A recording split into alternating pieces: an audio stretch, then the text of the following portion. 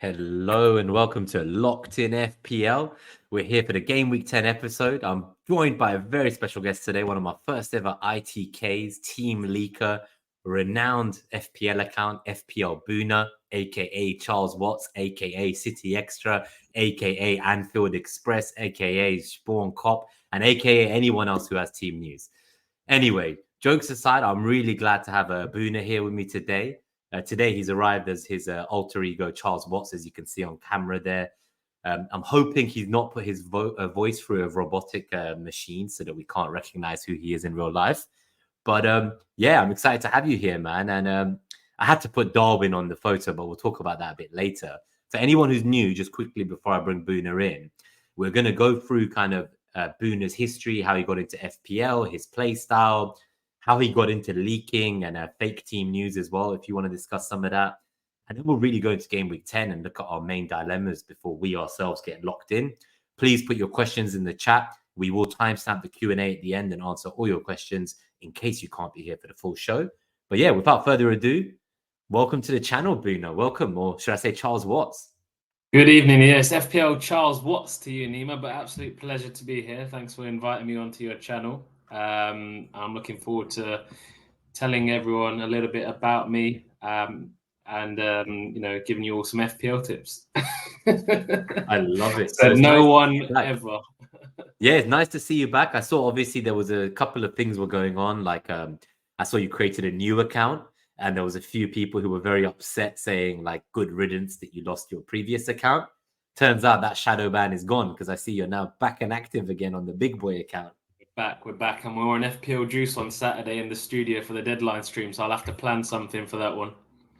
On that note, I actually have a video of some funny moments with you. But so for anyone who doesn't know, so Buna, I think you've been around the FPL community before I was. You were streaming yourself.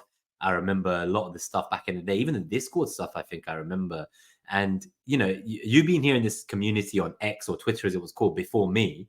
We met obviously at the fest and the meets and stuff. And you were one of the early pioneers, like founding members of FPL Meets at literally, it was September 21 was the first one. And then I think October 2021, you're there. So like just going into that straight away before we talk about FPL, the photo on the left here, that was actually the October 2021 meets, like the second one ever. We'd gone up from 4 or 5 people to like 7, 8 people before the days of 50 to 100 people at the Gameweek 38 meets.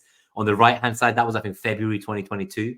So a few months later, the meets were getting bigger. We'd move venues. We even have name tags. I see you have a name tag. I'm not sure what your name tag says. I think it says inject on it. For anyone on podcast. So you're famous for obviously the picture of the guy with your photo of your face on the huge needle with the inject it. You've done the injections live in front of me to my dismay at my FPL assets. I guess tell us how you got into FPL. I want to know any favorite memories, maybe from that season you finished in the top 3K, and how long you've been playing, maybe even bad memories, Buna. Yeah, absolutely. So where do we start? So I've been playing FPL for, I was having a look because you asked me to, 11 years now, which in the grand scheme of things, I know there's a lot of FPL managers that have been around way longer than that. But I started about 11 years ago. It all started with I think it was a World Cup or a Euros on Sun Dream Team. That's where I started and got into fantasy. And from then, enjoyed it so much. I then found out about Fantasy Premier League, and that's where I sort of started. In terms of memories, the 3.2K, which I've never got close to again, which was 5 years ago. The fondest memory of that season was triple captaining Salah in a single game week where he scored 15 points when not many people had him captain. And he scored a second goal in the last minute in extra time. I don't know if anyone remembers. It was home to Watford, and he backflipped it for a defender's legs. So that was probably my fondest memories. Apart from that, for those that were there at Fantasy Football Fest, I obviously did the Jesus fake news live in front of everyone, which is probably my second fondest memory playing fantasy football, which caught out a lot of managers. And in terms of my saddest memories, again, was probably at FPL Meets. You'll remember Dennis versus King, the triple captain game week. Yes, that was, I think, the meetup before this one, so January 2020. Yeah. So absolutely, from between these two photos, so you used to come to every single meet as well. I had Josh King as triple captain, who blanked albeit it wasn't as bad as Dennis, who I think got sent off, if memory serves me correctly, and he was on some awful points as a triple captainer. So that was, not the greatest of memories. And you'll remember this, Nima, a particular FPL Meets before we all moved on to the Thirsty Bear, when we were based in London Bridge, and I had triple Arsenal defence, whose clean sheet got wiped out in the 92nd or 93rd minute, and I had every single person there injecting me. So that wasn't the greatest, but I guess that's karma, right? You know what goes. I love that. Yeah. So for anyone who doesn't know, I guess so many will have blocked you anyway, so like they can avoid your fake news. I know one time you changed your handle on X, and when you tried to change it back, it had been stolen. So then you just started changing the display name, not the handle, for a bit. So there was a lot of journey. I saw there was one time you leaked someone was out or something, and I think someone sold him for a hit in like some cash mini league they were in, and then they start sending you abuse in Arabic, and you click the like C translation button and the quote retweets, and they're like want to murder you. And a lot of people told me like, Bhuna's a dick, this. Obviously, I met you in real life, and I always thought you love FPL. You're just like the rest of us. You're a big part of the community, and I didn't care so much because obviously my thing is you got to have attention to detail. And I thought in some ways I've actually tried to defend you in the past as a fake team leaker by saying that you just teach them about attention to detail in real life, because cybercrime and fraud has got so much more sophisticated in this day and age that if you can't see that like your account is not the account whoever you're impersonating that weekend at the time, then at least they got caught by that for something like FPL and their team, rather than actually their bank account and the money they could have lost, or their identity theft, or whatever else could have happened to them. Because if they're falling for that, I get it. It's close to deadline, you're scrolling, you panic. But most weeks, there's people grifting and speculating and making educated guesses about lineups and growing followings of it. You just took the piss and had fun. At least you're not those guys pretending to have team news that's real and then claiming the victories and deleting the wrong ones. You're just there trying to troll people, catch them out, and you're just having a great time laughing about it. So I think we got on very well when we first met. But ultimately, I think a lot of people hate you a lot. And I'm interested to know what Trigger thinks in the chat. He obviously hates team leakers. I know he was upset when the likes of he said Rockstar's fanboys came after him when he wanted the deadline move. He did a podcast about it back in those days. So I don't know if he also hates you for being a fake team leaker, but a lot of people I know, Bhuna, in group chat. I don't know what you're talking about, mate. Did you see my real news 2 weeks ago? What fake news, bro? I couldn't believe that. Yeah, when you got the info right, it was like unbelievable moment. Hopefully you'll break some news on Saturday at Juice as well.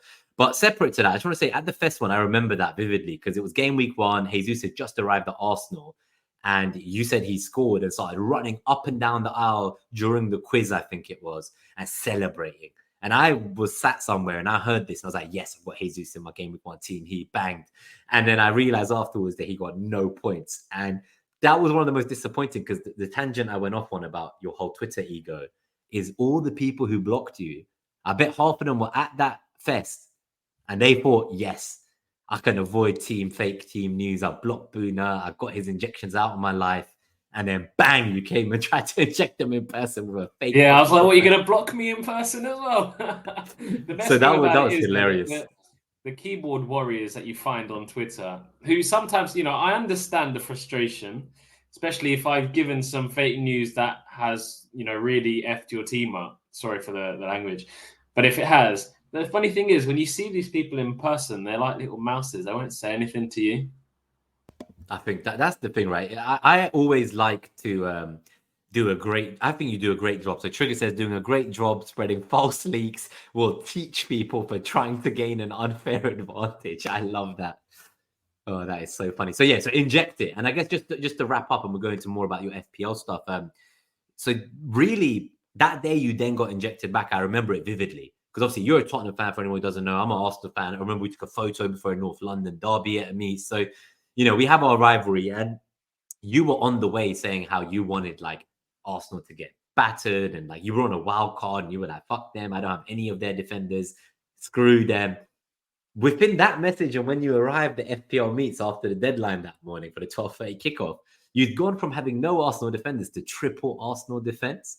So it was like that wasn't in the North London derby though. I would never do that. No, that wasn't in the North London derby. I will say that. Yeah. Oh no, that was a different meets. Yeah. So, but I mean, in general, I was just painting the picture of you as the Tottenham fan for the viewers, and so yeah, you ended up with this triple Arsenal defense, clean sheet, 92nd minute. When that got wiped, to see a room of 30, 40 people turn on you and inject you after all you'd done to them over the different meetups and online. It's only fair though, right? That's what I mean. So you took it when it came to you. I love it. If I can give it, I expect to take it. Do you know what I mean? But how did you feel in that moment? I give it. But how did you feel though in that moment? How did you feel like with mate, the I just wanted to crawl I wanted to crawl under a rock. But even with like, and then you got 30 people laughing as well, right? So how much worse did that make it feel? You know, what goes around comes around. How many people have we trolled at those meets as well? You know, like I was so gutted that I wasn't there the other week. There was it West Ham? I can't remember. I remember seeing a picture of FPL fella and he was just heads in his hands. Who did West Ham play that day? It was the Tottenham when it was at 4-1. Oh yeah, it was Tottenham, exactly. I was obviously busy. I wanted to make that one, but just being there, you just know if I was there, it would have made his life 10 times worse. You know what? And on that note as well, I just want to. I know we're talking about it, but I just want to plug for anyone that isn't aware of FPL Meets. Nima, just tell them a little bit about what you do. Good point. Yeah, I don't really talk about it enough. Yeah, so obviously we started, as I say, in September 2021 after a few of us met at Fest, including Dread FPL, one of our kind of members of the channel too. And he's in the video I'm about to show before we move on to real FPL and look at your team and our decisions for Game Week 10.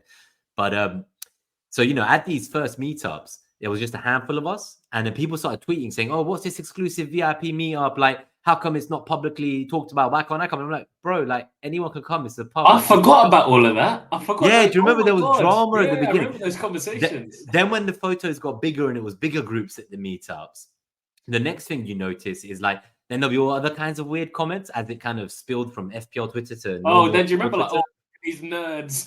Yeah, it'll be like, look at these virgins all meeting up and stuff. Look at all these nerds. So I've never seen a bigger bunch of virgins in my life. There was the one which was like, someone said, oh, there's like, I thought this is England. Why are there so many Indians? And I was like, what? And then racial shit started coming out. Then one guy was like, oh, it's all white guys. And then I look at that photo and I'm like, there's like a Middle Eastern, an Indian, a Nigerian, someone Chinese, English people. I was like, and then one time it'll be like hashtag sausage fest. Because back in those days, oh my god, I remember that one as well. Yeah. And then when there was women in the photos, then they move on to the next insult. So it's like every week people were coming for me. Some people said, oh, we have a skepticism about what you're doing the meetups for. We think you're going to try and like monetize at some point, or, you know, once you got us in and got our data and got us as leads, you're going to do something. And I kept saying, guys, like, this is a community, not a business. Like, we just want people to meet up offline. COVID had just stopped in the sense that we could start to go out again without as many restrictions. And we all loved FPL. And we just wanted to, after having spoken online in the you know, the kind of, what do you call them? I've forgotten the name of the phrases now. Lockdown. I kept putting it locked in. I was like lost for words there. Yeah, that's your channel, isn't it? Yeah, that's it. So that's the plug. Basically, they're now normally every couple of like months or so. And they used to be every month, but every couple of months is when we have a good televised game on a Saturday for the 12:30 and 5:30. We have Soccer Saturday at 3 p.m. And like 20, 30 FPL managers, a lot of people coming for the first time, many returning regulars. We just meet up in London, watch the games, have a good time, look at our points come in or red arrows. Whenever Bhuna's there, you get injected if your player's blank. So that's quite tough to deal with. But apart from that, you can give it back to him if he's at the one where his team. It's a great, really inclusive environment for those that are sort of unsure about what it would be like, what the atmosphere would be like. Like, who's all these troll accounts? Like, I'm popular. You know, when you've got like troll accounts in the comments, you know you've made it, innit? Keep it coming, man. Keep it coming. I love it. This reminds me of when Trigger Lips Nick was on. Someone in the comments wrote "quickest dislike of my life" or something, and I replied like, "Oh yeah, like thanks, whatever." And I was like, you know, and then they told me afterwards that it was actually like just a kind of throwaway comment. They didn't think I would like the way I would read it or it would impact me, and they were just saying it because they didn't like Nick. So I've realized I bring a lot of I guess characters onto here that are from the community. But somehow people try to make you guys social pariahs or try to treat you differently. And I know Nick always says he feels he's treated differently because he's out there in New Zealand. You know, he's in a different time zone and he feels it's unfair. I know you probably don't care about the abuse you might get because you give it and you get it, as you said. But yeah, overall, I just like to think everyone who plays FPL, like we have something in common. And for the same reason the meetups exist, like I just want to bring a guest on every week to this channel, get to know how you got into the game, and just have fun deciding what we're going to do for our team next week, right? Very casual, fireside chat. So with that in mind, let's look at your video of you injecting people and we'll move on to FPL. So this is years ago, isn't it? Yeah, so this is actually a still photo from like the video I'm about to show. So, Mariner's here from the Net That Haul days with us. He has the Net That Haul t-shirt. You got FPL Harry at the back. If you look right behind me, I'm covering my face in shock. And I think right behind him is FPL Harry. Like, it looks like he's necking a pint in frustration. Yeah, Nima, you look like you've lost a couple pounds since then as well. Fair play to you, bro. Thank you. Yeah. I'll tell you about that. But so you see, I think there's Surya in the background from All About FPL. You're there. There's a lot of people. This was one of the bigger ones. So this video, honestly, it makes me laugh. So please, if you're listening on podcast or video, maybe put your volume down briefly. I don't know how loud this will be compared to the rest of the pod, but this is just a 9-second clip of this frame. And that's Dread as well, right in front. So I think it was Bowen. A lot of people had Bowen from West Ham, and he had just blanked. Final whistle went. And you and Dread just absolutely lost it. This is when you were injecting it your maximum. Yeah, come on! Inject that Bowen blank, baby! Come on! Yeah! Yeah, Joe Dread right at the end, just kind of there with the backup. Good times. Yeah, good times, man. So those were the early days. But we're 16 minutes in. I know some people are here for FPL as well. So we'll talk a little bit about that. Before we do, let's give a couple of shout outs and then we'll go to your team. I think that's the best thing we can do. Do a couple of quick shout outs, actually. So, who have we got here first? Let's see. Let's pull up some names on screen. So, first in the chat tonight, Colin Boogler, you managed to get the real Charles Watts. Capital maybe has you blocked, only here to support Nima. Animations, evening all, glad to be here. Podner, what's up, Podners? I'm here to support Colin. Animations here to support Bhuna, so there's a real mix. FPL Sparta, good to see you, buddy. All right, all.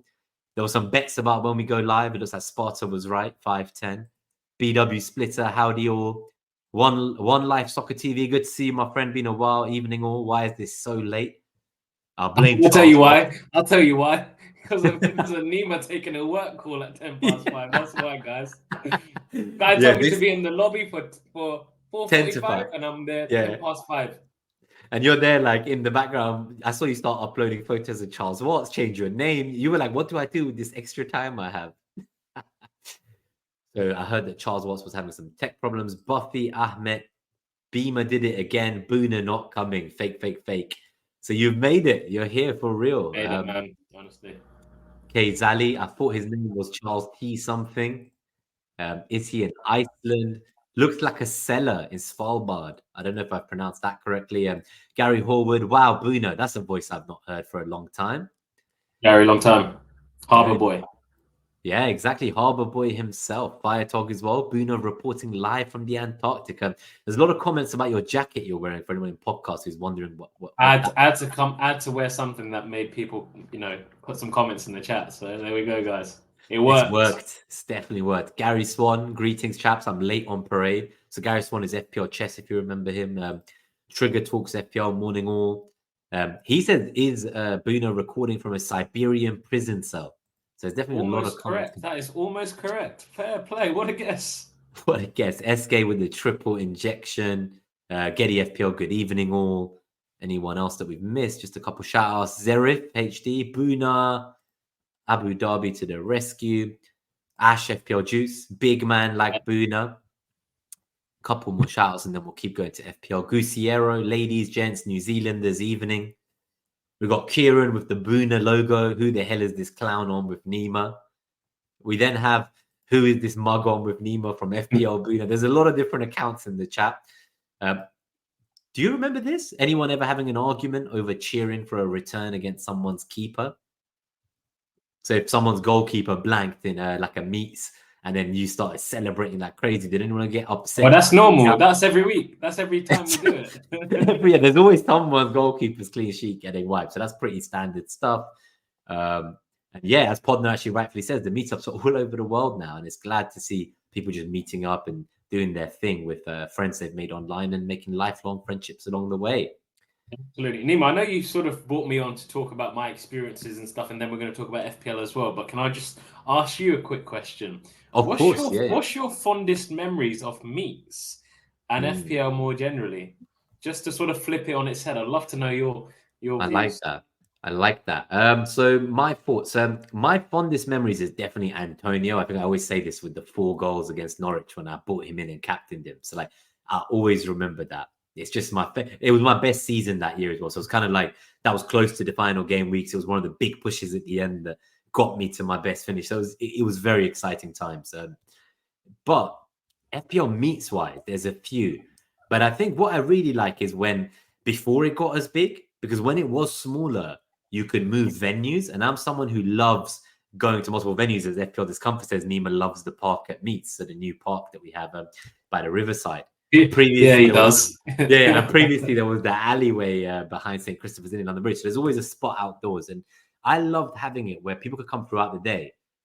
But now when there's a big group, you've got to stay in one location so no one gets lost. And if people come online, it's their first one, you've got to greet them, welcome them, introduce them to people. Before, when it was a handful of people, like we'd be like, okay, 12:30, we're going to go to like the Belushi's sports bar downstairs for that game. Oh, that was good, man. That was good. Yeah, and then it's like 3 o'clock. With, exactly, right, with the guitars. Yes, with FPL Trophy FPL. So it was like then at the 3 o'clock kickoffs, we'd be like, okay, now we're going to go to play snooker or something. Then it'll be like 5:30 kickoff. Okay, we're now going to go to St. Christopher's Inn.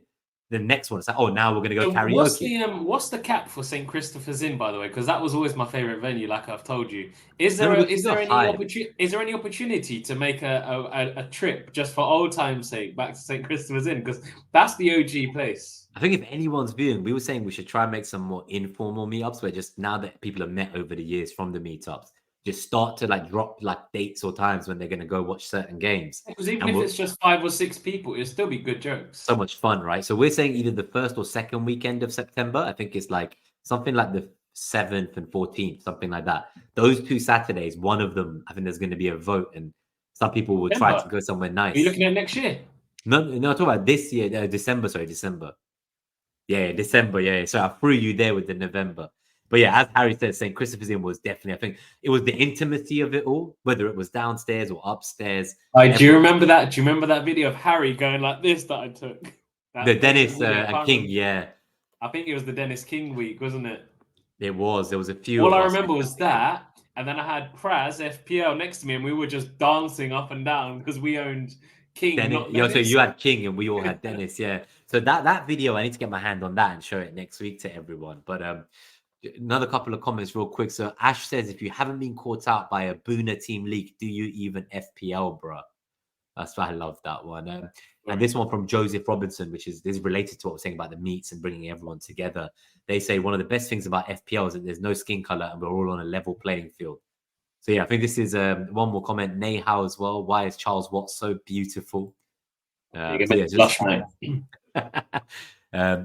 says the best show back in the day was Llama Buna Matt on a Sunday morning FPL casuals. These be good times, man. We're thinking to start something back up actually. So keep your eyes peeled on that one. You're slowly coming back to the FPL world. I see. A lot of people thought getting married made you retired. Tell us about that. Now I'm going to give you some pointed non-FPL questions. I had to come back, man. Like I was like, you know what? I'd rather channel my attention to something that I enjoy, and FPL I've always enjoyed, even when it's not gone so well. I love Harry's comment there. Harry, you know I got you good 2 weeks ago when you thought. Did you see that video? I screen recorded it. Basically everyone was in his comments saying Saka's out or whatever it was. And Harry went onto Twitter and he was like, why have I got Charles Watts muted? Maybe he put some fake news in once. And then he was like, oh, it looks like it's real. Harry, I got the video, bro. I'm going to have to post it again. I remember when Andy Let's Talk FPL, he eventually was like, I have to block this guy because every week people send me like, yeah. So I think for all the deadline streamers, like, fair play because you must make their life hell. I'm not surprised. You must know a lot of people who you probably consider friends in real life. They must have. Even the large content creators, I'm friends with them all. They hate what I do, but they don't hate me because I've met most of them. Like apart from Andy, who doesn't come to these guys. Like I've got good relationships with them. Like Raptor, when it comes to deadline, he's on it. And what got me once, 1 out of 150, but still, bro, I'm counting that one. Yeah, Ross, FPL Raptor though, he's on it. He never gets caught out.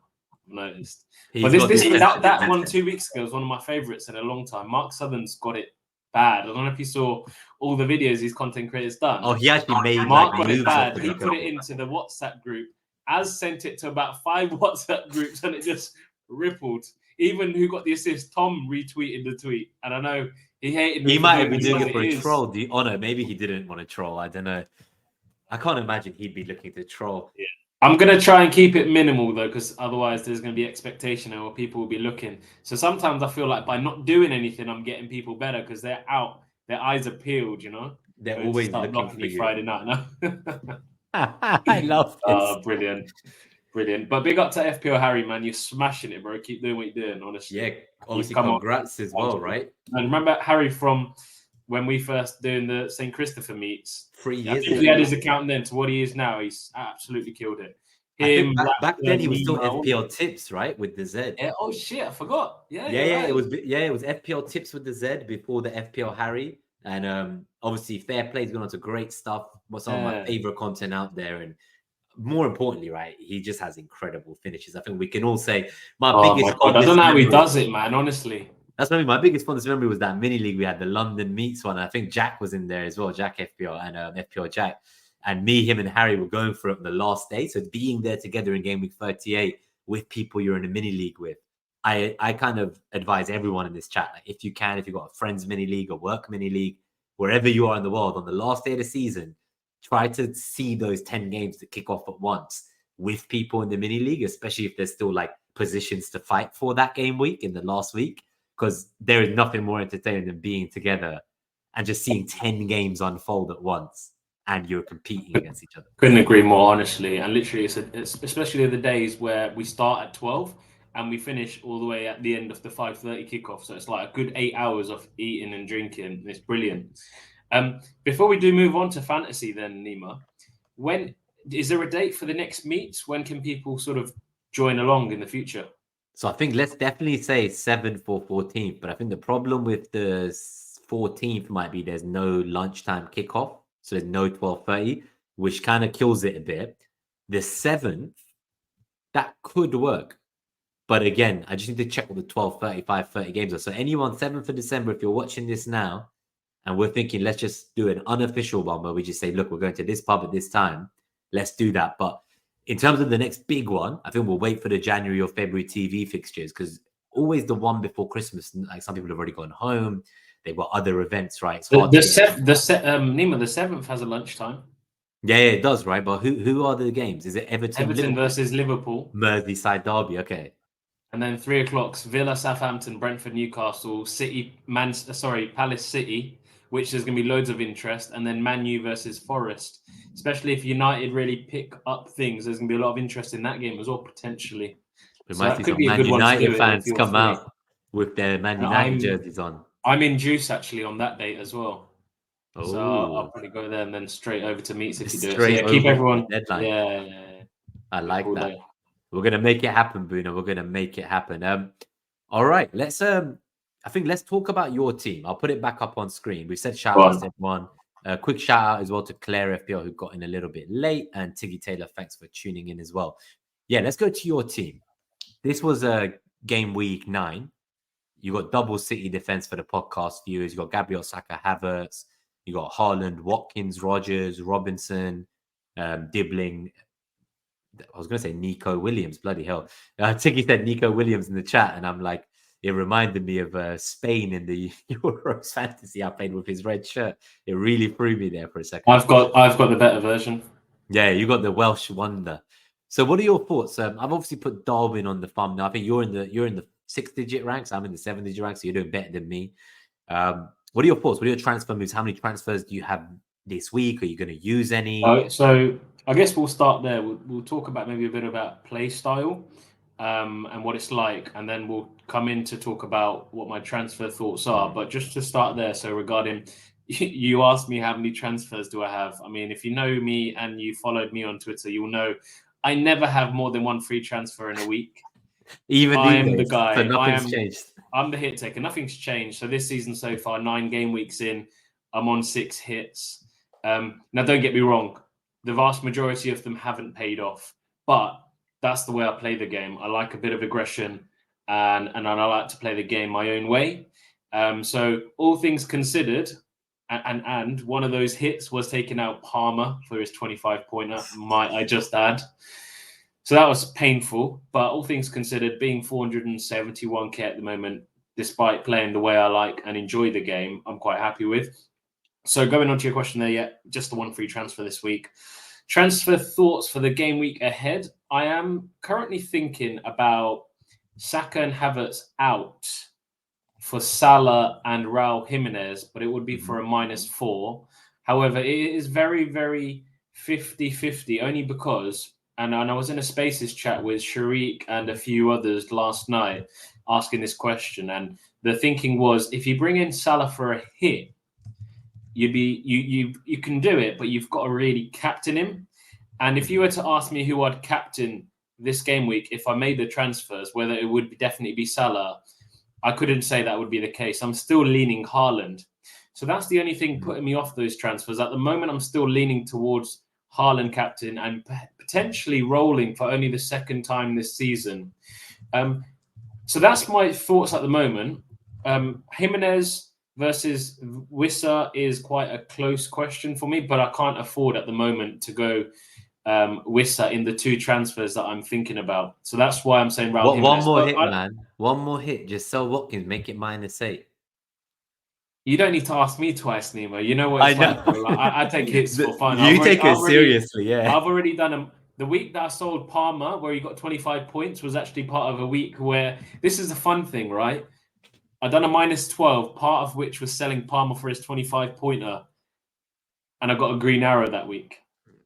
That is wild. That is wild, isn't it? I remember you taking -16s, -12s in prior years. You'd be on the timeline and people would be like buying players you're hitting out, and like you just reshuffle your whole team any given game week if you thought the matchups, meant that you'd enjoy that weekend more. So do you like buy players in matches you're gonna watch as well? Like, is that a factor? Yeah, that's a big thing for me. It is. Last weekend, one of the key reasons why I didn't triple captain Haaland was because I was going to be quite busy, and also I had plans in the evening. And now I know if I had done it and Haaland blanked on my triple captain in the afternoon, my mood would have been fucked in that evening, and I didn't want to ruin the rest of my day. So that was a big. And it's interesting, these different sort of dynamics that come into play. Like, that's one of them. Maybe you call them superstitions. Another one for me is I like having players towards the back end of the game week where they can rescue me if my game week's not going so well. And I like, for example, if Salah so let's say I bought Salah in this game week, or I already had Salah, and I had Salah and both Haaland in my team, and one of them played on Sunday and one on Saturday. You know which one I'm captaining? The one that plays on Sunday. Yeah, that's the way I play the game. Don't get me wrong, there are differences. For example, let's say Haaland or Salah were bang on form, and next week one of them's playing Ipswich at home on Saturday at 12:30, and the other one plays on Sunday away to Tottenham or Arsenal. It's a no-brainer. I'll still go for the guy that's playing Ipswich, but most times I prefer going for someone later on in the game week, and it's a very interesting way, I think, of playing the game. Different. So I have similar concept to you. Like, obviously at the Fest this year, it was Man United versus Fulham. So I felt like I had to have someone in my team. I started with Rodrigo Muniz, Hindu Monkeys Train, another man who supposedly hated you. And then next thing I know, he met you for a drink in London. We went out for dinner. We went out for dinner in Sheffield. That was it, dinner. Okay, see, so he doesn't want to admit these things, but I know that he was upset that he hadn't been on as a guest in all these years. So I also brought him on earlier this season. We had a great time with Bobby Love. He's a fellow gooner of mine. But it's funny, isn't it? Like, when you see on Twitter, you see all these dynamics. You see people that don't get on. You look at the likes of Plonka and Hindu Monkey. They had a lot of animosity years back. But then after North versus South, they're broskies now. Like, they are like this, bro. My favorite moment is that bringing people together in reality. Yeah. I think you can't read tone of voice on instant messages and like on Twitter, on posts. Like, if you know someone, you can kind of maybe try to read things in their tone. So I feel like when I see, like, say you tweet something and you're like saying inject it, or you're taking a big hit in your team, I can picture you in person in front of me watching the game, reacting like that. So I feel like when you know someone in that sense, you're less likely to get offended or misread the tone of what they're saying, whether they're trying to be offensive or not, right? And ultimately, we all just love the game, and Definitely. like that's the It's thing. so funny. It's so easy to digress away from talking about FPL because there's so many other things in that. That FPL, I guess, in the ways that FPL brings us all together, which are far more fascinating than the game itself. But I know we're here, and I know the people in the chat are here to talk about I think FPL. they're here for it. I'll try and bring it back a little bit, and I want to know your thoughts. I've told you my transfer thoughts, Nima. Tell me a little bit about how you, from an Arsenal fan perspective, see Newcastle versus Arsenal going. Now, I told you my transfer thoughts. Havertz and Saka out for a -4 for Salah and Raul Jimenez. Another part of the reason that I don't mind doing that transfer is because of the news last week. A lot of people have sold Saka and Havertz, so I know if I sell them in the rank tierings that I'm in, if they were to bang, it wouldn't be as damaging to me as if they were 50 and 60% owned. But the question is, how do you see Newcastle versus Arsenal going? And do you think Gabriel will be back? Yeah, great questions. So I think firstly, I agree on that mentality, right, of getting rid of players who won't hurt you as much. So my version of that debate this week is DCL has Southampton, and like I know that I could just sell him. If he hauls, like it will be more a case of what could have been. Like I missed that low EO haul to help me after holding the prick for so long. But the reality is it's not really going to hurt me. So it's similar for you with 2 away fixtures sandwiched in between a European away fixture against Inter, another away fixture against Preston tonight, Preston North End. So 4 away games in a row before an international break for Arsenal. Multiple different injuries culminating across the team. We sort of last game ended with a makeshift back 4. I would see nothing wrong with moving them on. For me to keep them, it might be more of a bias that like I'm just going to keep mine potentially. And the ones I would keep for me is Gabriel and Saka. I'm actually considering selling Havertz like you to a cheaper forward and using that money to try get to Mo Salah, which we'll talk about him and the Haaland debate. I'm sure maybe we can give that a whole section actually. But before we do that, just in terms of your question, so I think Gabriel's going to be there. I think he's fine. He had like a leg device on that's like a compression machine that you would only really wear for super minor stuff to help with recovery. And I think like they had the initial scans and the news that was coming out from those ITKs, the Charles Wattses of the world, like yourself, esteemed professionals in the space. They all seem to think it's really minor. Now, that could still mean that he's out for a couple of games, but it sounds like the scan was better than that. Like my initial thinking was good news would mean he's coming back after the international break. But now I think actually he might even just play Newcastle and definitely Chelsea if not. So if you've got players who can cover for him, like I would start him and he either plays or he doesn't, in my opinion. So then you get your first sub if you have a decent enough sub. I have like a Mikalenko on the bench. I can live with him subbing on if Gabriel doesn't play. Arsenal do still have like the second highest clean sheet odds. So I think it's like City have one of the highest, then it's Arsenal and then Liverpool in the rankings I saw. Obviously, those will update when we get closer to the game week. Saka, I want to keep, but that's because I have another way to get to Salah. So in your situation with his lower ownership, and if you really want Salah for these next 3 game weeks and you might even captain him in one of them, I think it's fine to do that move. For me, I've got Foden, who I bought not last week, the week before. So when the cartel bought Son back then for Saka, I went Foden for Diaz. I think he's a good hold this week. He could be, because it sounds like both him and Haaland will be rested in the cup as well. So this is the thinking. I think realistically, Saka, Havertz will be rested, Foden, Haaland will be rested. These are moves I don't need to make, but it feels like that's what this season's about. It's kind of like I'm going to constantly move away from players that I think could get points the week I'm selling them. But like I've got, multiple free transfers. I've got free transfers, Bhuna. So I can do a triple move like Trent, Foden, Havertz and just completely restructure my team. I can get a Salah straight in without selling Haaland. And that's one of the debates we're going to talk about. A lot of people are selling Haaland to get to Salah this week, right? Whereas you're not. I don't selling Haaland to get Salah, you mean? Yeah. A lot of people are doing it that way around. Yeah, I don't get that. I'll be honest. I understand why they're doing it. But I don't think it's. You've heard of something called Sod's Law. Yeah. You just know the moment you sell Haaland, who, by the way, had 2 highest XGI he's had all season, probably ever since he's played for City. 2.38, right? Something silly like that. He was unlucky. The player doesn't all of a sudden turn shit. And don't get me wrong, the 3 game weeks before that, I think his XGI was like under 0.5. I think in one of the games it was like 0.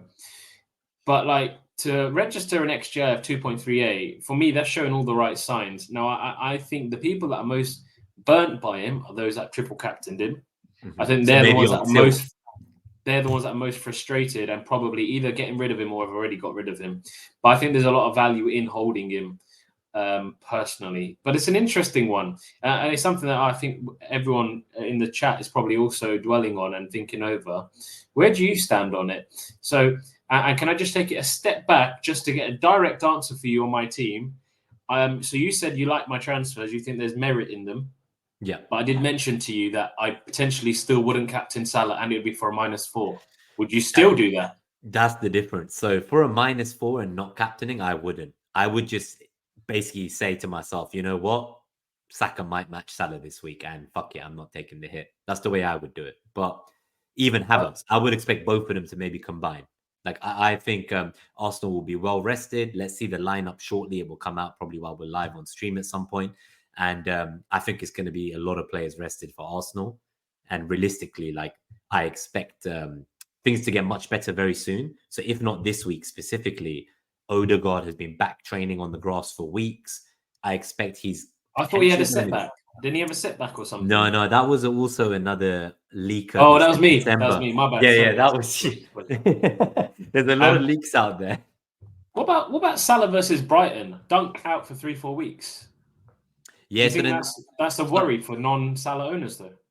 So for me, I'm going to try and get there. Like, I'm pretty happy. I want him, I think. I'm pretty sure. I missed the price rise for him earlier in the week. Same with Ait Nouri. But the same question goes, though. If your only way to Salah for this Brighton game, as you say, without Dunk, is through Haaland out. Haaland himself has that same Brighton team with no Dunk the week after. So it's kind of... Exactly. For me, it's like you almost need both of them, right? Like you want both, surely. Surely for the next few. But I think some people maybe don't have a wild card or do have a wild card. So many might wildcard in Gameweek 12 after the international break. There's so many different routes now. I think that's one thing I wanted to say to you. It's been more exciting this year. I don't know if you feel that, where there's a genuine feel spread. That. It's not the same like FPL Wire. They were having this conversation yesterday or the day before. I was listening and it was really fascinating. And they were talking about how the season before, last season, the conversation was about which 4.5 defenders should we all get, not about the premiums. But this season, you can't get all the premiums, so it's far more interesting because in any given week, you could have 2 premiums and the other 2 bang. And you keep moving between them at the wrong time. Or it seems like timing that correctly could be who ends up being the victor. Timing is the biggest thing this season. I feel like it's about knowing the right time to jump on and jump off. I've seen certain teams, they've got all the premiums, but the rest of the team is whack. And I don't think I've seen one with 4 or 5. So I think I've seen one with Saka, Salah, Palmer and Haaland, and I didn't know in my life how they got to this team. I just can't comprehend it. There we go. Someone in the chat saying I sold the troll, the robot today. The troll. I love. We're always so concerned about trolls on this show, but yeah, I think overall. Hey Natasha, how you doing? Oh yeah, shout out to Natasha as well. Good to see Bhuna. Been missing since his wedding, which is a good thing, I suppose. So yeah, so you're back. Talking about your team now, I think those moves have merit for your playstyle. I wouldn't be like in my situation. If I took that hit, I would captain Salah. That's what I'm going to. That's like my view. Do you know how I see it? The only reason why I would do it is I'm taking away 2 assets that play in the first game of the game week. Oh, 30, yeah. And then I bring in Salah, who we know is against a Brighton potentially depleted defense. Okay, it's only Dunk. Maybe I'm exaggerating, but we know what Salah can do. And Brighton defense are already poor. Without Dunk, surely isn't going to be good news. And I'm bringing in Raul Jimenez, who plays on the last game of the game week, which I like as well, against a Brentford defense, which cannot defend. Mark Flecken's the only goalkeeper without a clean sheet. I want to do these transfers. Yeah, I think a late riser, speaking of him earlier, I think he has gone early on the Jimenez move for Havertz, and he's funded an upgrade. He bought in Salah and Jimenez. Yeah. He sold Foden and Havertz. See, I don't know what cheap forward to get, which is what made me miss the price rise earlier. Let's talk about the cheap forward after we've finished this. Oh yeah, let's talk more about Salah, because Haaland. that's a whole topic in its own self. True. Before we do that, then let me actually do this. Let's quickly. I'll timestamp this. Let's put this up on screen. Some Darwin Nunez makes it on every photo. This is just for the podcast viewers. 45 minutes in. I'm just going to have this here while we talk about these debates, just to compare this week's matchups on the spread betting markets from RobTFPL on X. So this graphic, right, it has the top scorers for the week predicted at Liverpool 2.55 goals. It actually has a Man City 2.15 goals, Tottenham 2.05. Then we have 1.8 for Fulham at home. So your beloved Jimenez is up there against the Brentford team. We have Arsenal 1.7, Man United and Chelsea both 1.75. Oh, wow. That's a big difference, 2.55 to 2.15. Yeah. So the Liverpool at home is projected a lot more. Clean sheet wise as well, just quickly on that, there isn't really good clean sheet odds for anyone. Like the top three are what I mentioned. It's kind of got Man City and Liverpool in this model tied on 34% clean sheet odds, which is low in any week.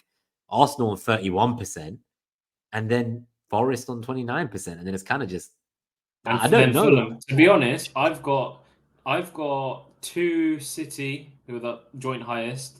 Then I've got 1 Arsenal who's next, and I've got 1 Fulham who's like 4th or 5th. So it's not too bad. Albeit, how do you? I know. Sorry, I keep changing from topic to topic, but Fulham Brentford's going to be a fascinating watch. Yeah, so they predict a 2-1 here with victory for Fulham, but I didn't realize it was a Monday night game. And now that you've told me this, I need to seriously consider the forward a bit more. I have Mark Flecken in goal. So at the moment, as it stands, I'll be waiting to send you a video at full time if I don't buy Jimenez. And hopefully Flecken will get first. Well, you think he's going to get a clean sheet? Yeah, give it a rest, bro. I will send you an injection video live and direct if it happens. But Raul might make it into my team. I'm going to flip one on you. What are your thoughts about Tottenham here? Like, Son is obviously potentially not going to make the cup game again. It sounded like it was just a late test over the weekend. Do you have any other... Really wish you didn't bring up... Why you got to talk about Tottenham, bro? If you told me that before, I wouldn't have come to this stream. They projected the third highest goal scorer. You know how much of a biased Tottenham fan from an FPL perspective I've been in years gone by, right? You remember? Yeah. I haven't touched Tottenham with a barge pole this season, and for good reason. And I'm seeing these FPL managers do not touch Tottenham. I'm seeing all these FPL managers with doubles and triples in my head, and I'm thinking, what have you been smoking? Like either you don't watch football or you're just thick as shit.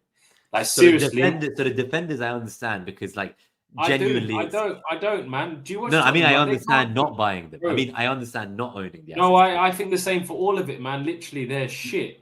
Even they are so shit. Yeah.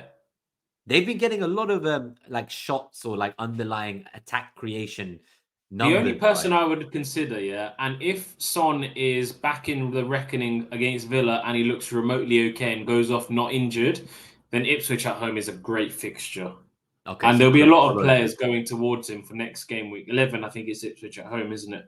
Yeah. So maybe I think he's a potentially good captaincy option, but I wouldn't. If you haven't got any, I wouldn't be buying any this week. Like they've shown nothing to make you buy anyone, and if you've got no further fires in your team, I wouldn't be opposed to selling them this week either. But it's up to you. It depends. It depends on your management style as well.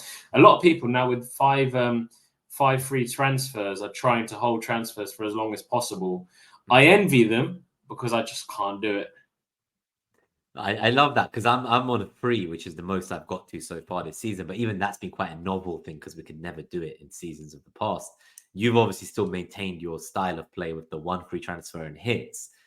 I do think that this new rule, it makes people more likely to save because they think they'll have a higher upside, like triple move or quadruple. But they're missing out on points along the way, bro. Yeah, that's what I was hoping you would think because that's the way that's why I'm thinking, should I just use my free moves? Because in my mind, I'm like, I could always keep finding a reason to be patient, but like, why? Like, yes, the rules have changed, but that doesn't mean that I should miss the opportunity for points now. Like maybe. Bro, I'll give you a really random example, but look at the amount of people that put money towards their pensions and they're like, oh, when I get to 65, you have all that money. You don't know what's going to happen to you tomorrow. What are you saving for? I know it's really far-fetched example, right? But I love how that's related to my FPL. philosophy to transfers, man. That's my philosophy to transfers. I enjoy every transfer like it was your last. So British 87, so Blanky is useless. Blanky is useless. Claire FPL, not so Hotspurs. So Animations, Sun Owner, and Gary Swan. I'm glad I'm not my own. With Animations in the chat. Animations sold Haaland already. Already? Okay, nice. So maybe Sun captaincy in Game Week 12 for Animations. 11. Yeah. 11 even, sorry, 11.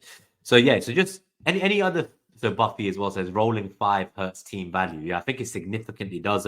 I said at the start of the season, Buna, that I thought we would be more likely to roll to 5 free transfers is actually later in the season.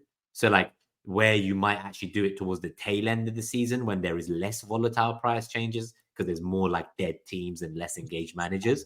I think in the first few weeks, I tried to be more price conscious and have a better team value this year and move fast. And I thought I was doing an okay job. Then I spoke to the guy who inspired me with that, Andy Mack, because he had 5 million more team value than me at the end of last season. He had 109 mil for my 104. His 10 mil mid was my 5 mil mid. Like that's how wild it was. And I was like, okay, I need to try and like not. But there's teams already out there with 103. But it's what means that he's on that kind of number, yeah. So he's I'm on 101. I'm on 101.1. Like yeah, but I thought that was good. I thought that was good. Honest, I see it as more of a challenge when it comes to a wild card and I've got less money. I'll be like, do you know what? Watch me outsmart you still. It's crazy though. I wish I could have higher team value, but the way I play and the transfers I make, it don't work. Yeah, but I guess you're taking so many overall transfers, including the hits, right? That sometimes you will lose the chance to sell someone for a 0.1 profit because they might have gone up only by 0.1 and you're looking to move on before they go up by 0.2. So I imagine a lot of your transfers actually could cost you team value, but you're going for the points right now. I'll say this message from Capital FPL, and then let's talk a little bit more about this week's dilemmas. They say free transfers is the sweet spot. So I think that's exactly it. I think for me, the difference in upside between 2 and 3 free transfers, it's not going to keep exponentially improving. Like from 3 to 4 or 4 to 5, I think the overall benefit of waiting to get the 4th or the 5th transfer is far smaller than the overall benefit of like 1 to 2 or 2 to 3. Those jumps have exponentially more upside for you.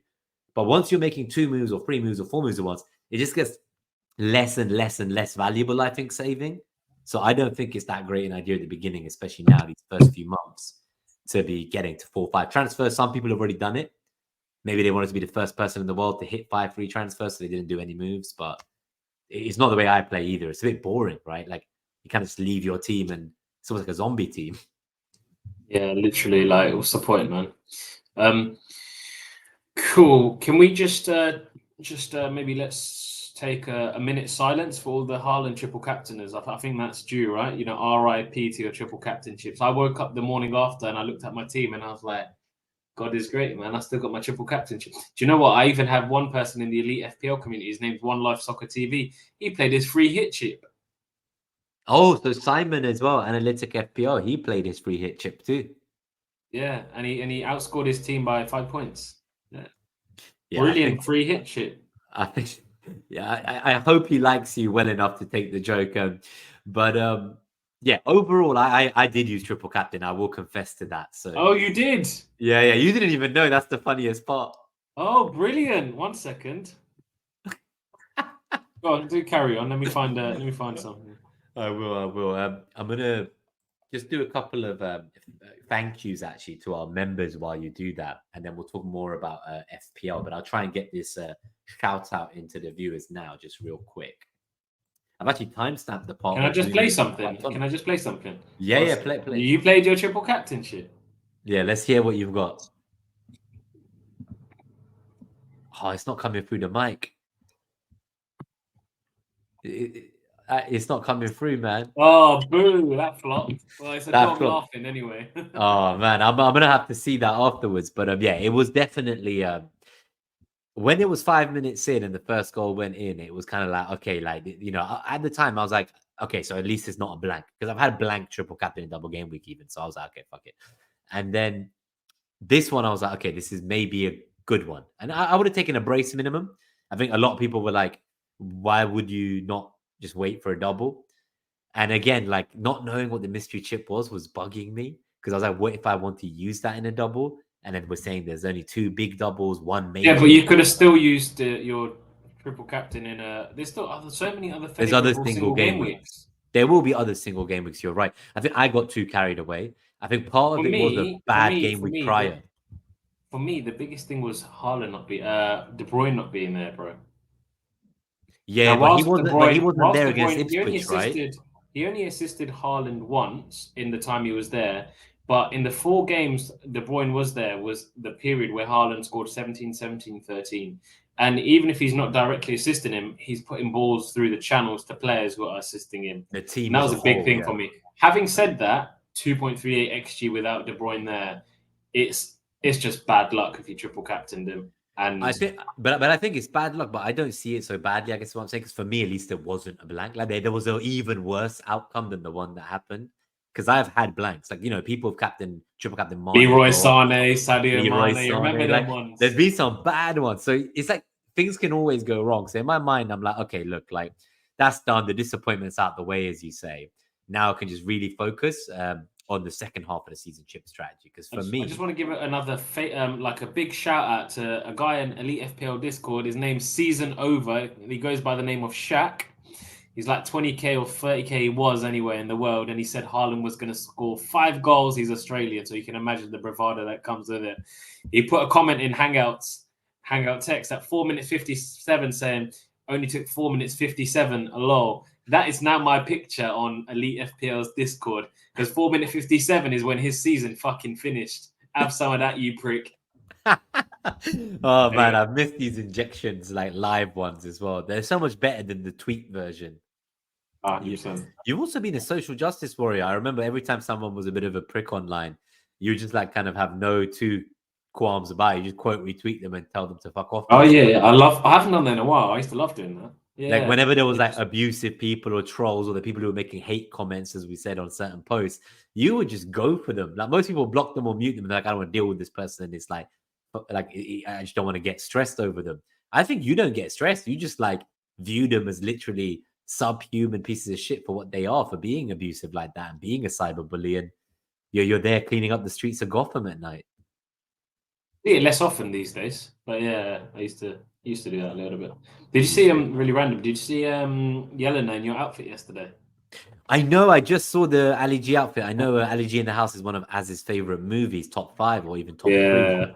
But I couldn't believe it. I was like, I'm inspiring even more FPL managers to wear Ali G out. I've got a picture of me in it as well. I wore it for my stag do. Yes, you did. I remember when you talked. Yeah. So I think that full yellow tracksuit with the sunglasses and the beard, I love that, man. It's the one. Thank you, Tiggy. Yeah, man. Cool. So sorry, we were talking about Darwin, and I don't think we ever finished on Darwin. No. Let's do a couple of quick shout outs, and then we'll talk about Darwin and the strikers option. So if you are selling Haaland, or if maybe you're done with Calvert-Lewin, you want to move on. I think Darwin and Jackson, price-wise, are in a similar category. And then I think you've got Wissa, Raul Jimenez, and Cunha to an extent sits between the 2 categories. So I think he's like one above. Him and Wood are like together. Yeah, so there's sort of 3 tiers there, and it depends on team value and how much money you've got. But you're high on Darwin, are you? Not really, but the only reason he sneaks in is with the news that Jota's injured till at least the international break now. He's someone who he made that pass to Salah against Arsenal. I was quite surprised he passed in that situation, so that was growth from him. And I just kind of feel like I don't see Gakpo playing as the striker. I think Darwin's gonna get his run. He's gonna get these games, and I think there's worse places to go if it's just for a 2-week punt. Now, year on year, he's let everyone down. He's underperformed. And yet he comes out with like 20 or 30 goal assists every season. So like his bad years are still, he actually does get returns. It's just he's quite a frustrating player to watch when you own him through the sheer number of chances he gets. Now, start of the season, he obviously wasn't playing at all. He didn't really get on the pitch. And when he was getting on the pitch, the play style on the slot seemed to be different. And it didn't suit him anymore. There wasn't the chaos of, Nunez just running in behind the box constantly and people trying to get him the ball. It felt far more controlled from Liverpool than we're used to under Klopp. So I just thought like maybe the playstyle doesn't suit him. That's it. He's done. He's a goner. But now I feel like he has his chance to stake his claim. And, he's a little bit older. Maybe he's matured more. Maybe the time on the sidelines has done him good. Or is that all just my narrative to try and con people into buying Darwin so I can get ahead of them in FPL? What are your thoughts on that? I think Darwin, I understand your thinking, but for me, albeit I think of myself as someone that plays his own game, I do look at stats quite a lot. For someone that, in the grand scheme of things, is a bit more of a casual player, and looking at his stats, they're awful. I know he's not played a lot. I know he's not played a lot. But they're awful. Off the time he's played this season, he's got an XGI of 0.19 per 90. Yeah. For context, let me get my book. Let's get my book out. This is the most intellectual you'll see Bhuna ever be, guys. So just embrace it. But for context, Wissa this season's 0.93 XGI per 90, Raul Jimenez 0.78 XGI per 90, and Cunha is 0.48 XGI per 90. So for me, Darwin is bottom of the pile. I think even Jackson's above him. And I don't think the fixtures are fantastic for Liverpool either. I like the Southampton fixture, and I think Brighton, they could do okay. But other than that, I'm not too high on them. I think it's the next two only. So the way I would look at it is that there's some people, I think Dave, who watches the channel, he put out a harmless tweet saying, if I get 100 likes, I'll buy Darwin and captain him. And he actually wanted to buy Raul like you. He's now got the 100 likes, as you can imagine. So he's now bottling it, I think. But so yeah, he feels like someone you'd bring in as a dare. But that's what got me thinking, seeing that earlier on the timeline, knowing he's going to start the next two. And I just thought, wow, like this is a funny one. Well, you know what? While Chris is here, so FPL Mariners here, I just want to get that photo back up as well, because it was from the meetups, right? We had this, Chris, sending you our love, mate. We actually showed the video. Hey, Chris. Yeah, man. Good to see you in the chat, Chris. Sorry for everything that's been going on as well. We send you our love, as I mentioned. It's a very tough time for the Mariners and the whole family. So, yeah, man, just really sad times all around. But I think you're back in Dubai now from the UK. So send my love to Gail, and hopefully we'll see you guys soon. But yeah, really, I'm so shocked. That was the most intellectual we've ever seen Bhuna, as you say. You literally had the stats to hand. I don't know. Take the piss. I'm allowed to say it. Why are you saying it? I said it to myself. You're mocking me. Yeah. Hey guys, I'm done. Take care. I'm out. Charles Watson's pissed. He's not got his full rider contract worth of freebies to come on. Oh man, but yeah, honestly. So I think Darwin is a complete troll. Yeah, I think I wouldn't go there. Maybe I'm just being hopeful because I have him in a draft league. I was expecting a lot more from him this season, and he's just not been playing. I would not be shocked if he does well, but you're right. Why take that risk? Why go for someone who's more expensive and has worse numbers than every other striker option? So if we discard him now, and it's also the Liverpool fixture, right? The 2.55 expected goals. I mean, that's part of where the narrative comes from. Throwing all that out the door, going straight back to the forwards then. You liked Raul the most. What are your thoughts on, like, say, Strand Larsen to save 1 million on someone like Mateus Cunha? I like it, man. I like talismanic figures, and I just feel like Cunha is the talismanic figure. You look at his BPS, non-penalty BPS, or some baseline bonus. Sorry, his baseline bonus is like the highest of all of the forwards. Like, even if he doesn't do anything, and if he scores, he's almost guaranteed to get that full max bonus. So I like him from that perspective. It's I like buying players from teams in pairs of 2. And I really don't like the fact that 8 Nuris on 4 yellows.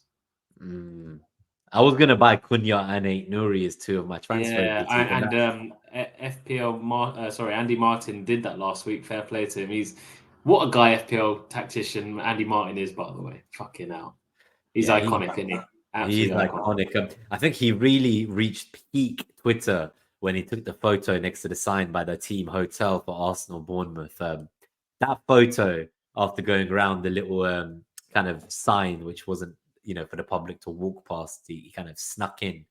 It was just, honestly, that was peak banter in the FPL community. I love that. So shout out to Andy as well. Okay, let's get some of the questions from the chat, because there's also questions. And I think as we continue just generally talking about FPL, we can maybe answer some of these questions as we go. Let me just check if there's any on the Discord. So nothing there. We go to live chat from today. Yeah, guys, do start getting your questions in because we said we'd do about an hour. We probably could go another 10 minutes or so just answering questions. And I love this. Podner spreadsheet versus Bhuna book. Get the fuck out. What's your whilst the questions start to come in, what are you doing with your team this week? Yeah, so my team, I'll show you my team. If you tell me you're rolling, I'm going to lose my shit. No. So I've got the free transfers. You know what? I'll share my screen real quick, and I will just show you my team. Maybe I'd love to know what you would do compared to what I would do, but I have a feeling we'd do something similar based on what you've said. So this is my FPL team right now as it stands. It's not even on the screen. I've still got it on this screen. Okay, so let's zoom in a bit. Maybe let's try and zoom in even more. Okay, so I am most likely going to sell Havertz for Mateus Cunha, I think, to sell Foden for Mohamed Salah, and to sell Trent for 8 Nouri. You can't sell Trent, man. What the hell? So I'm viewing it as I'd rather have Salah than Trent. And you have to sell Trent to fund this move. Yeah. And I don't really want to sell Haaland, and I'm not willing to sell Saka either. So it's kind of like, why? So I think that he is going to get top 3 points throughout the season, and he's someone who I would rather hold for most of the season unless injured. So I'm very no bias, Nima. No. I think it's more to do with like trying to get an edge, right? So I think these days in FPL, there's so much information out there. I've this season been renting the season ticket. I go to all the home games. I've watched him since he was 17, right? So I can see what I'm seeing with my eyes, and I'm trying to use that as an edge. And I'm hoping that what I'm seeing in him and my expectations of him as being, I would say right now, one of the top playmakers in the world, if not at least definitely the Premier League. As you know, he is really taking that mantle on, especially with Odegaard out. I think the team's going to get better and stronger as injuries come back soon. And after the next international break, I'm expecting Arsenal to go on a big run. So overall, I'm not worried about any of these fixtures. Like, I think that if Arsenal do anything in any of these games, which I expect them to, he will be the one to get most of the points. So who would Trent get downgraded to? To 8 Nouri. So I would just play him every week for now, and then I've got Mikalenko, and I'll have some extra money to fix Greaves if I need a 5th defender. So I kind of. What about when 8 Nouri gets his yellow this week? So if he gets suspended, I'll just play Mikalenko against West Ham the following week. So like for me, I'll play Gabriel every week. I'll play Lewis for now. By game week 12 and 13, when City play Tottenham and Liverpool, maybe I'll want to be benching Lewis then. So I could play Mikalenko and hope 8 Nouri's already served his ban. So I just got to, figure out, can I go through with Gabriel as my kind of premium defender? The alternatives are just to get rid of Calvert-Lewin now. Like, I could just move to the striker I want, forget Salah altogether. I would.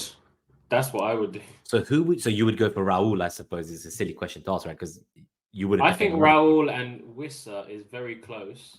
This week, Raul, but from next week, Wissa is my thinking. If you look at their next 4 fixtures, and I'll refer back to my book, because this is one of the only other things that I put down here. If you look at their fixtures for these 2 players, Wissa's next 4 are Fulham at home, Bournemouth at home, Everton away, and Leicester at home. Sorry, Fulham's away. Fulham away, Bournemouth at home, Everton away, Leicester at home. So they're 4 good fixtures. And then Raul Jimenez has got Brentford, Palace, Wolves, and then Tottenham. I like Wissa's fixtures more. And I'm blocked for him, by the way. Look at this. Huh? I'm blocked from getting him. Look at that. Oh, that is incredible because I've got the double defense, the double goalkeepers. You're not the only one, I've got I know a few people that are in that position. Shit. Okay, so that rules out Wissa, which I really like, but I can see what you mean. So let's say Raul then. Let's say I went for Raul. He's a similar price, right? Even cheaper. So what we're saying in the chat, they were saying, what could you do if you did like Calvert-Lewin to Raul, and if you kind of tried to do Foden to Palmer? So I can't do Foden to Palmer there. How much is Calvert-Lewin, by the way? He's like 5.9 as well. So you could do Calvert-Lewin to Cunha and Havertz to Raul. Yeah, I could get both. Yeah, I could get both. That's one option. And then I keep Foden. I just pray that Foden Or does roll it that extra transfer so you've got 2 for next week. Yeah. So I'd like to go out of game week 12 after international break with like 2 transfers if possible. But If you had a gun to your head right now, Nima, and you were forced to make your transfers, you bring in Salah in? Yeah, I'd bring him in instead of Foden. I feel like I would bring him in. I'd definitely captain him against Southampton. I'd potentially captain him this week. And I just think like we're talking about trying to save Trent and keep him in my team. I'd rather have Salah than Trent personally. So like I don't really want to invest money in the defenders. So I can't actually afford this move, the ECL to Raul. So that's why I'm kind of selling Havertz and keeping. So Calvert-Lewin is someone who I will sell for sure. I will tell you that. I will sell him the following week. But my issue, right, and I missed the double rise on these guys. I was 0.2 short, Buna, of just Trent and Foden to Salah and Aït-Nouri and keep Havertz, which is what I ideally want. But I'm now 0.4 short because I missed both price rises by being indecisive and not knowing who I wanted to replace Havertz with. So now I've got to make that choice for my triple move. I'm very likely to go for one of Raul or Cunha. I think that's where I've landed.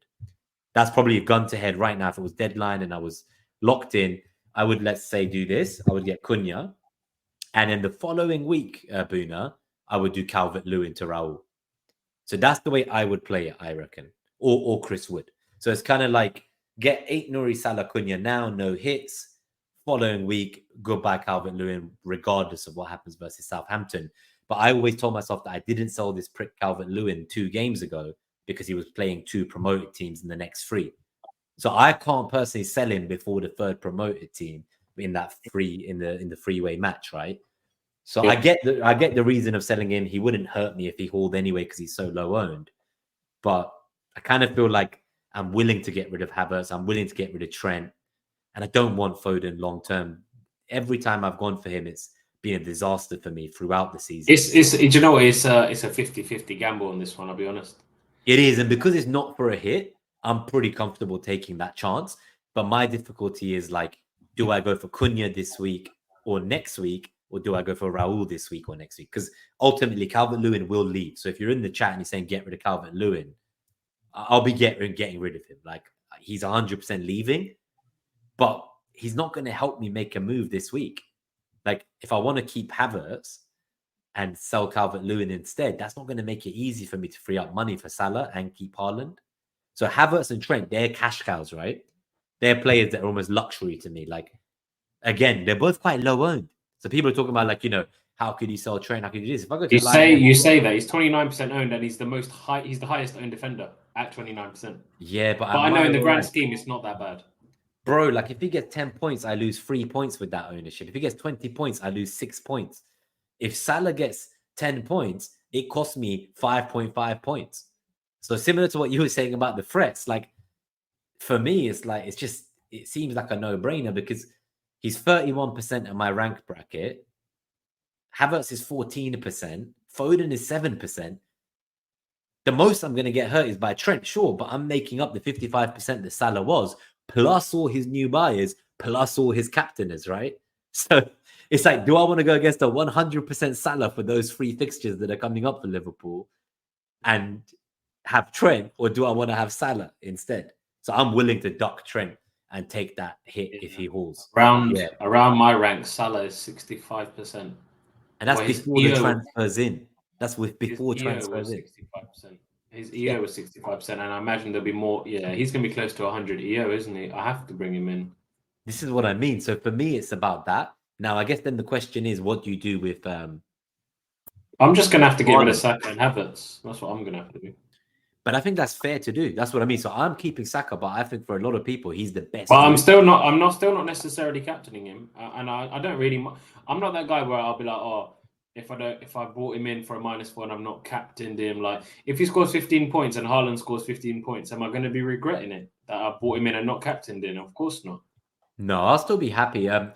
There's every chance I just keep the captain on Haaland anyway, even if I bought Salah. So I will say that. Palmer, if I was going to bring him in, it would have been last week.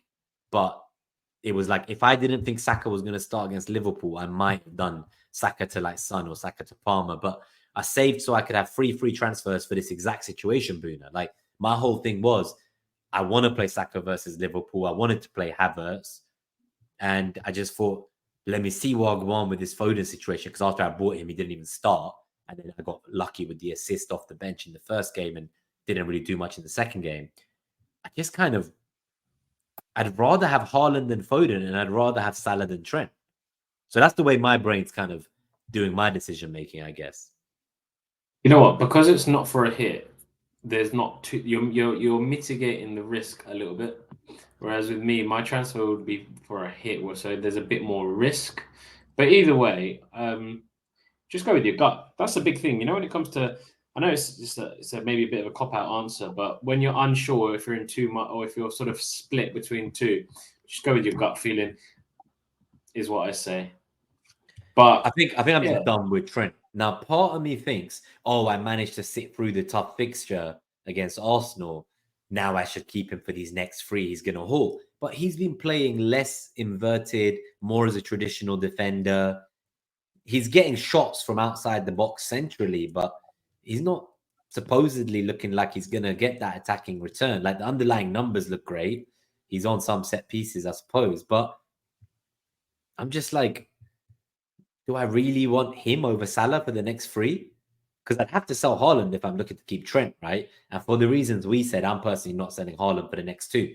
Now, maybe I will sell Haaland for Tottenham, Liverpool, Forest, that run. Every likelihood that I would have to do that to get Palmer. Because if you think about it, I'm going to have Saka, I'm going to have Salah, and I'm going to have Havertz, right? So when we get to game week 12, 13, either Saka, Salah, or Haaland will need to go to get Palmer.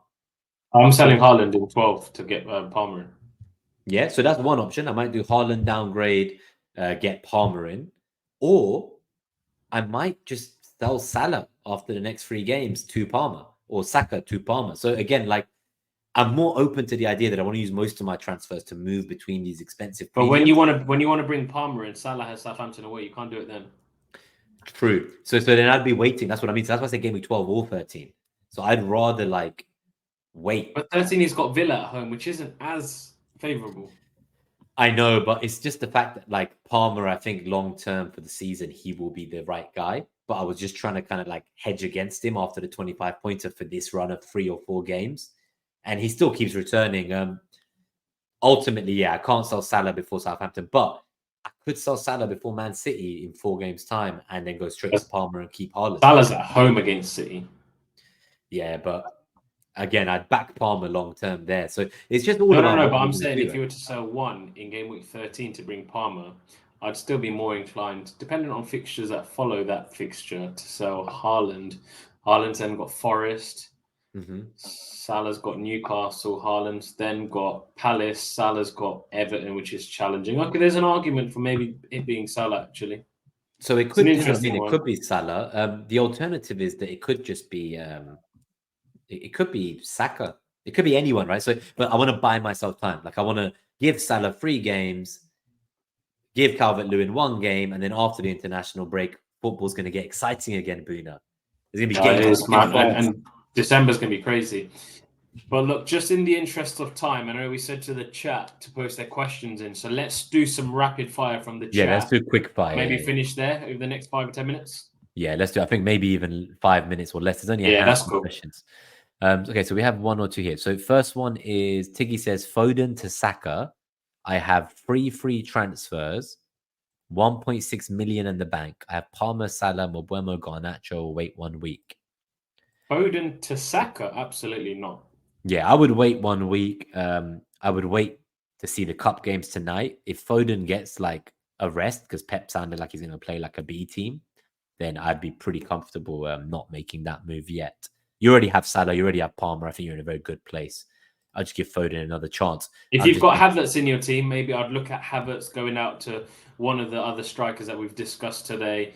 In my opinion, the order would be Raul Jimenez, followed by Wissa, followed by Cunha. But really and truly, you could go for either of those 3. Yeah, any of them could do well, right? What else do we have? So get rid of DCL was a common topic. Buffy's in a similar boat. Need to sell Trent to get to Salah. It hurts so bad. Jukebox says Wissa fixtures good long term. What else do we have? keep TAA by Darwin, stuff Salah. So that was why he was on the thumbnail, right? The debate was, could I just do like Havertz to Darwin and not sell Foden for Salah and keep Trent or something? That was one of the so this is coverage. Yeah, coverage. Don't work. Coverage is not a thing. You know that, Nima. I think for clean sheets only, I would say it is. But as soon as it comes to attackers, I'm sorry, like the subpar asset in the attack is not going to get you the points of the premium for me long term. This question from BW Splitter: why does everyone prefer Aina over Milenkovic and Moreno? The Nottingham Forest defense, they've been very good this season. Milenkovic is, a monster at centre back. He's more secure. Perhaps there's a set piece goal in him at this point in the season. I guess for me, it's just people like explosive fullbacks. They like the idea of... Yeah, but what explosiveness has Aina showed us? Has he even got an assist? None. I've not gone anywhere near Nottingham Forest. I admit that they've been good defensively, but I only go for players where I've seen some form of attacking return, and they've not showed anything for me. Murillo's also been... So in the other formats to FPL, Murillo and Milenkovic are like one of the early round picks because they just get so many points for all the defensive work they do, stuff FPL doesn't give points for. So I think in other formats that have more rich ways of scoring in the game, you would not be looking to go for Aina over the centre-back pairing. Like, they are fantastic. So get the ones you enjoy watching. If you want to watch and just root on like a Milenkovic headed goal on a corner, buy him instead. Don't go with the masses with Aina. So Darnish asks, would you remove Watkins and Saka for Salah and Cunha for a -4? It's similar to you, except for Havertz instead of Watkins. Pretty much the same. As in, I could do that and bring in Salah and Cunha as well. Can you answer this one? Because this is my own conundrum. Go on, Nima. I wouldn't do it for a -4. I wouldn't. Watkins has a bloody brilliant record against Tottenham. This is where the bias comes in. Don't own any Tottenham players and don't sell players against you. I'm keeping Watkins because he has a really good record against Tottenham. And that hurts, but he does. I'm assuming Darnish doesn't have the luxury of being able to sell Havertz, though, like you. So you can keep Watkins that extra week, whereas I'm not sure he can. Let us know, Darnish. Okay, so what else do we have? A couple of small questions. Trigger talks FPL. Is it worth all the effort bringing in Salah just to sell him in 3 weeks? So I think I'm one of the few people talking about selling him for Palmer at the time. I think most people already own Palmer and will just be keeping. So I'm in that unique situation where I'm going to have Saka, Haaland, and Salah. So one of the three will have to go to get Palmer, and I want Palmer. So maybe I'll just keep Salah, Trigger. Maybe it's just Haaland goes once he gets to that Tottenham and Liverpool fixture. Maybe I just sell him. It depends on your propensity for risk and like what your style of play is. For me, like I like to shift in and out. That's why my team value is low, but it can work. So it depends on your style of play. And if it's something that you're considering doing, just take that into consideration as well, I'd say. Absolutely. This question is from Animations. How many games do you think Foden will play this month? Premier League only. I assume you mean November. So it's 3 games in November. Bournemouth away, Brighton away, international break, Spurs home. Then the next game is Liverpool away on the 1st of December. So in the next 3, Bhuna, Bournemouth away, Brighton away, Spurs home. We have the cup game that we think he's rested in today. We have the UCL game next week that he might play. I think he'll play all 3. You reckon? I think he's an important player.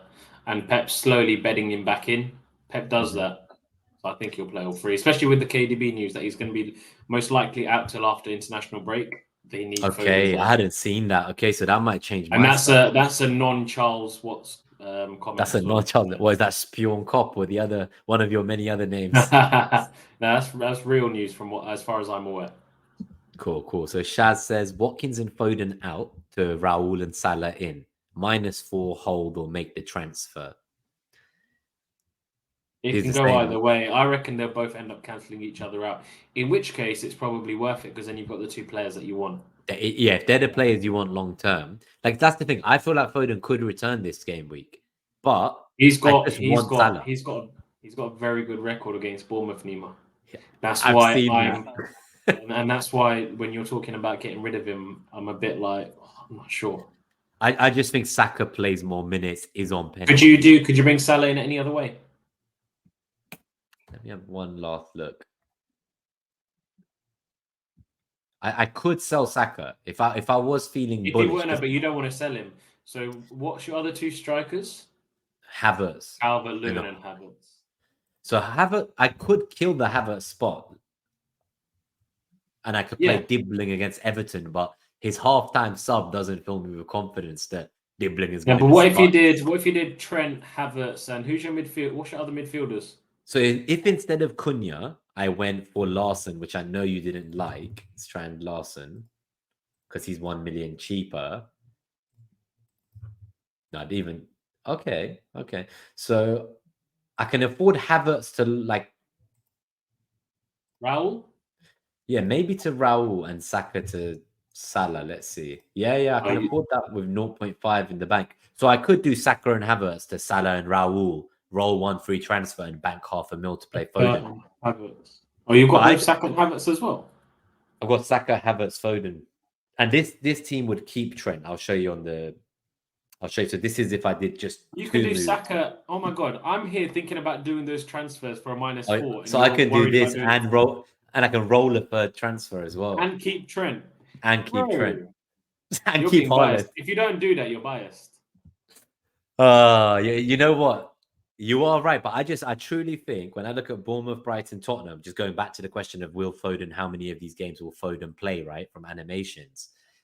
I truly think if I compare those fixtures between the players, I think Saka in Newcastle, Chelsea, Forest will outscore Foden in Bournemouth, Brighton, Tottenham. That's the way I see it. But you are right that I wouldn't then need to sell Trent. So my next thing is if I get Raul instead of Cunha, because I hadn't really considered it, that's 0.8 million less. So could I then afford Salah for Foden still? And no, I can't see. So it's that Trent to Ait-Nouri move. So I can't really do Havertz to Raul, Foden to Salah. Get rid of Gabriel instead. And keep Trent. Yes. So like this. Precisely. You know what? So you're basically that's what you want. Oh yeah, exactly. Yeah. But so you're basically showing me that what might hold me back this game week is the bias of either keeping Saka or Gabriel, because if I just got rid of them the same way I'm willing to get rid of Havertz, the amount of options that open up to me are significant. I could have Trent for these 3 fixtures with Salah, and I can not worry about selling Saka. So it's like, do I? Yeah, okay. So then why don't we say this then? So what? Saka and Trent.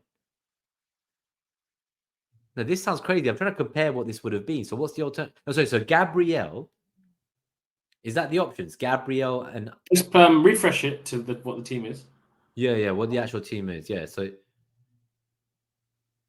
you're saying sell Gabriel, not Trent, and maybe sell Saka, not Foden.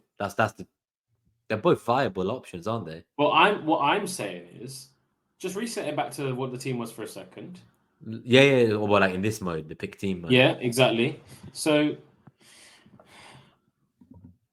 now I'm going to go back onto transfers. Sorry. So it's a fresh let's slate. go transfers. Yeah, and now get rid of Gabriel, Havertz.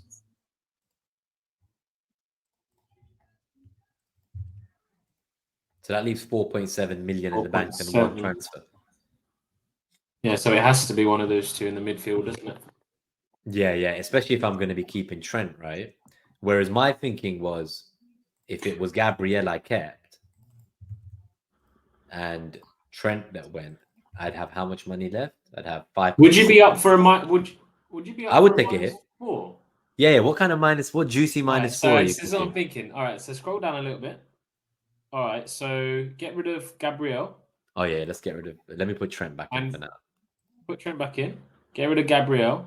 Get rid of. That's fine. Get rid of Rodgers. All right, let me see how much you got. Now get rid of Trent. Now put Salah in. Oh yeah, let's put Salah in first.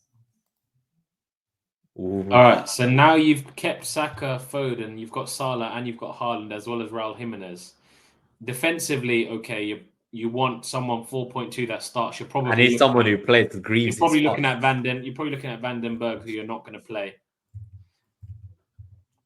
I know this isn't your probably style of play, but I'm just trying to show you the different options. I don't know how close Rico Henry is to a return, but it I doesn't don't think he'll be sound back like it. just yet. Oh, but it's the whole Brentford problem again. No, but you don't need to start him this week, do you? No, I can't even buy him because I'll have 4 Brentford Oh, players. Yeah, shit. yeah. So I need a sub 4. I need a 4.2 million. Keane is going to get dropped for Brantwaite as well, right? Yeah, I think it's slim pickings, man. Even Hall is 4.3. Yeah, it's not. Yeah, you're not going to want to go that Wout light in Feist? defense because Wout Feist? no, bro, man can't even fucking defend. What did he do for Wood there? He's definitely got Wood in his fantasy team. But look at that. This clown. is like, it's almost like it was meant to be. 4-point hit. Oh I my wouldn't do God. it. I wouldn't. As nice as it is, Yeah, I can't roll out a team with Lewis, I Nuri, and think- Mikalenko every week in the I back think line. the best. I think the best bet for you, personally, and I know you're not going to do this, but if I was you, was I'd do Saka and Havertz to Salah and Raul, and I would roll the transfer. That feels really nice. 1 free transfer, 500,000. You've got That Foden, feels who's got a nice. brilliant record against Bournemouth. And I You've keep managed to Trent. keep Salah and Trent, and So you've what? still got Haaland. But then what do you do, I guess, to say come game week 12 when I want Saka back? So what's the plan then? Game week Is 12, that he is that plays when home to Nottingham. He's home to Nottingham Forest, who are defensively strong. He's not even an immediate rush to buy, bro. But so where's Palmer for him? If we go to midfielders real quick. If anything, I would sell Haaland. So what? But okay, how about this? If I wanted Palmer for Leicester, right? You've got a free transfer. You'll probably have 2 free transfers. Then get rid of Haaland and Dibbling, bring in Palmer and maybe Jackson, if you can afford it. Which you can. I don't know about Jackson, but let's say Just showing you options. Only because yeah. the fixture. I'm telling you what I would like to do because I told you I like doing pairs, right? So I could do Palmer and Cunha there. Okay, and then I still you've have got money. 2.8. Okay, but there's some. Calvert-Lewin would need to have long gone by then, actually. So I don't know if I'll have rolled yet. He is leaving. I can't look at him after Southampton. He's leaving, bro. You do realize, yeah, you've got 3 frees. If you did Saka, Havertz, and Calvert-Lewin out, you could bring in Salah, Wissa, and Raul Jimenez. Only if I get rid of one of these goalkeepers. I need to. Fuck! I forgot. Yeah, they ruined me, man. Oh, you ruined yourself, bro. When I wildcarded in game week 6, I was convinced Wissa was out till after the November international break. I don't know why or where I got that information from, but clearly I was completely wrong. And imagine if you could do it, you could do that for free. I have to take a -8 for that. Shit. So you know what? I might be messaging you on Saturday if I sell Saka and Havertz or sell Gabriel and Havertz instead of the whole Trent move or the Foden move out. I'll definitely be messaging you to let you know I've come around to that way of thinking because you know what, I'm also talking about enjoying the game, right? And why we pick certain players. I'm the kind of person where if my team and their players score, like if Saka gets a hat trick, I'll be happy regardless of FPL. Like, I don't care. So it's kind of like regret it. If you sell him, you'll regret it. No, but then I'll be more likely, I think, to regret if like now someone like Foden or Trent goes on a massive run, and I'm like, fuck, like. Whereas I'd be which wouldn't surprise you. It shouldn't surprise you, knowing what they've done in previous seasons. I know. I'll keep looking into it. I'm gonna think about it. I'm gonna think about it hard. Now, this has been fun, Rahul. I think we've got all the questions out of the way as well. But yeah, I'm excited to talk to you about your team, what you're planning to do for the game week. Let's do a couple of shout outs before we get out of here. So we've got all our members, our key holders and master key holders. We've got Greenback Golf, Gary Horwood, David Harrison, and Roberto. We have our key holders, Podner, Kevin Rose, Blonde, FPL Teacher, Tom, Lindsay, Dom, Claire, Tursks, Catherine A, Harry Not Kane, Benjamin Lockwood, FPL Discomfort, Grady, Jasper and Singh, BW Splitter, FPL Juice Show, and our Patreons, Elron, FPL California, Mike Burke, and Dr. Green Farm. If you enjoyed today's show, guys, please do hit that like button and subscribe to the channel. We're live normally every Wednesday around 6 or 7 p.m. We go through our plans for myself and our guest in terms of what our decisions are for following game week. And we learn more about our guests' play style, how they got into FPL, and favorite memories. So it's been an honor to have you here, Charles Watts, aka FPL Bhuna. People can find you on X on the link in the video description and podcast description. Please do keep a lookout for whatever elaborate plans he has for this weekend for the late team news about many assets that I'm sure we're all worried about and nervously waiting for news about. And yeah, any last messages, anything you want to say before we get out of here?